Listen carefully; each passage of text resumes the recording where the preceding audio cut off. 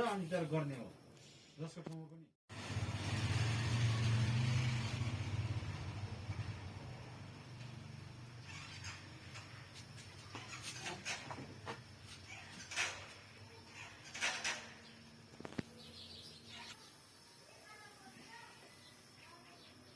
तेल मजाले पाकेपछि चाहिँ अब चाहिँ बदम चाहिँ हाल्नुपर्छ।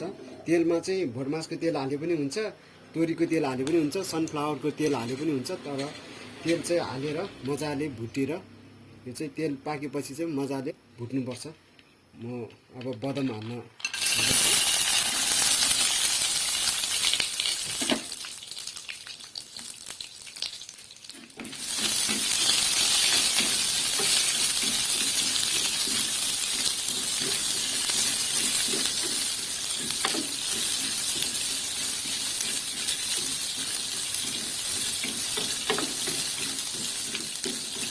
बदम हालिसकेपछि मजाले चलाउनुपर्छ। यो नपाक्ने जेलसम्म यसलाई मजाले पाक्ने गर्नुपर्छ। तर धेरै डर्ने गर्नु हुँदैन। यो चाहिँ मजाले तेलमा मजाले फ्राई गरेर मजाले चलाएर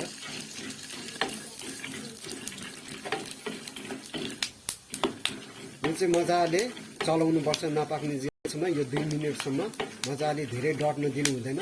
यो मजाले चलाइसकेपछि चाहिँ यसलाई एकदम ध्यान दिएर हेर्नुपर्ने हुन्छ। मजाले चलाउनुपर्छ। यो चाहिँ पाक्ने गरेर डढ्न चाहिँ दिनु हुँदैन। अलिकति डढ्यो भने चाहिँ टेस्टमा चाहिँ अलिकति खल्लो अर्कै टेस्ट आउँछ। मैले यो चलाएर मजाले पाकिसक्यो। अब यसलाई चाहिँ एउटा प्लेटमा चाहिँ म खनाउन गइरहेको छु। मजाले पाकिसकेको छ यो हाम्रो बदम चाहिँ। तेलमा मजाले फ्राई गरेको बदम चाहिँ पाकिसक्यो। अब म यो बन्द गरेर चाहिँ प्लेटमा हाल्छु। यसलाई चाहिँ चिसो बनाउनको लागि चाहिँ मैले प्लेटमा हालिसकेको छ।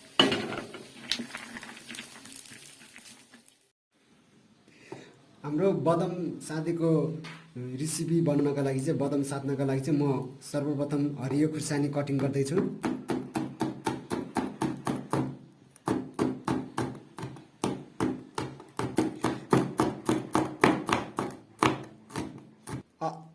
अब म चाहिँ लसुन कटिङ गर्न गइरहेको छु। लसुन चाहिँ यस्तो लाम्चो मसिनो काट्नुपर्ने हुन्छ। पिनट मसलामा हाल्दाखेरि चाहिँ कटिङ चाहिँ यस्तो लाम्चो मसिनो बनाउनु पर्ने हुन्छ। अब म चाहिँ अदुवालाई पनि लाम्चो कटिङ गर्न गइरहेको छु। अदुवा पनि आवश्यकता पर्दछ, अदुवा पनि हाल्नुपर्ने हुन्छ। अदुवालाई चाहिँ म मसिनो लाम्चो कटिङ गर्दैछु। प्याज, सुकेको प्याज लिएको छु र प्याजलाई म चाहिँ मसिनो बनाउन गइरहेछु। अब म चाहिँ गोलभेडालाई मसिनो कटिङ गर्न गइरहेको छु। मसिनो बनाउनु पर्ने हुन्छ गोलभेडालाई चाहिँ पिनट मसलामा हाल्नको लागि। अब म चाहिँ हरियो धनियाँ लिएको छु बदम साँधेको लागि। यसको लागि चाहिँ बदम साँधेर चाहिँ अलि सजावटको लागि चाहिँ म माथिबाट छर्किनको लागि चाहिँ हरियो धनियाँ मसिनो गरेर कटिङ गर्न गएको छु।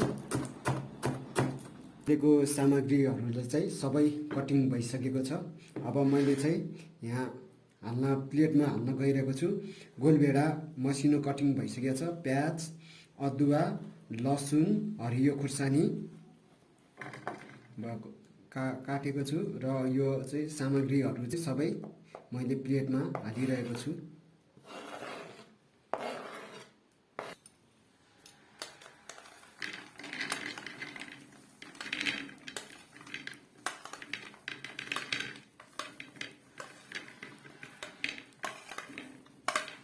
मा चाहिँ थोरै स्वाद अनुसार चाहिँ नुन हाल्नुपर्ने हुन्छ।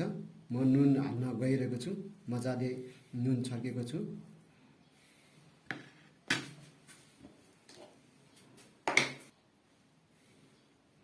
म यसमा खुर्सानी पनि छर्किएको छु स्वाद अनुसार चाहिँ।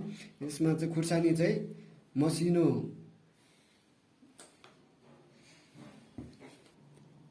खुर्सानी वा सुकेको पिनेको खुर्सानी मसिनो धुलो लेदो बनाएको त्यो हाल्नुपर्ने हुन्छ र त्यो हालेपछि चाहिँ चाट मसला पनि हाल्नुपर्ने हुन्छ। चाट मसला म यता माथिबाट अलि स्वाद अनुसार चाहिँ छर्किन गइरहेको छु।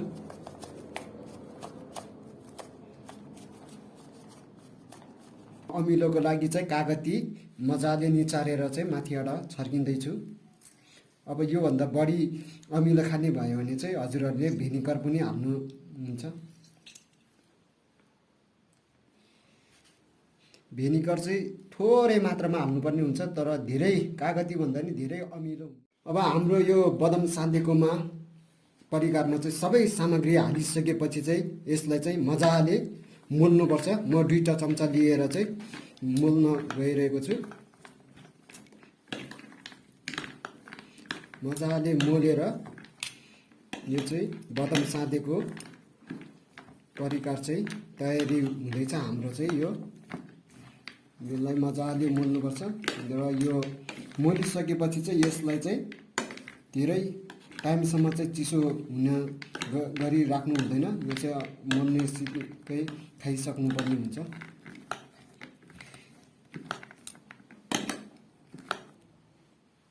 अब हाम्रो बदाम साँधेको सबै रेडी भइसकेपछि चाहिँ म माथिबाट चाहिँ हरियो धनिया सजावटको लागि माथिबाट छर्केको छु।